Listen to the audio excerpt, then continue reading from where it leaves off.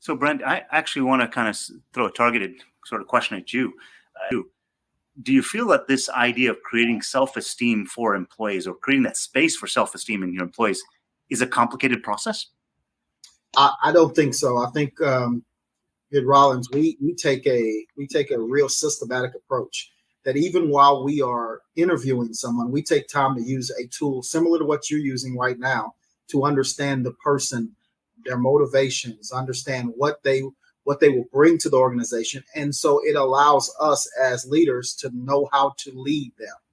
And I've used that to say this saying to myself over and over, because sometimes, I forget to go back and read a certain person's, what we call a culture index.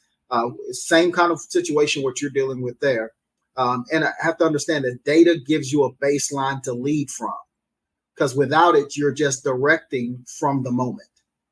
If you're direct from the moment, it can change based upon, if you had a good P&L or you had a bad review or you had a bad visit.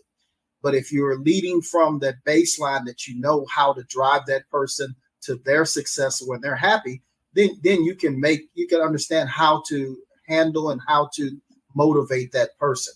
Looking at the gentleman you have there, I would say that, something I even heard from you when you talk about the heart over the mindset. I labeled it as simply this: that person had more heart than he had head, because he didn't want to. He wanted to be a servant leader, but he didn't understand in order to be a servant leader, you have to be able to pour some knowledge and understanding in your head. You have to lead from the front. That means you have to develop yourself. You have to invest in your craft. And, you're pulling people along, but you'll never pull their full potential simply because you're not there. You're not even trying to get there. And that's what I see in his graph. And so I would manage him to take time to, develop himself. And then along the way, he'll develop others.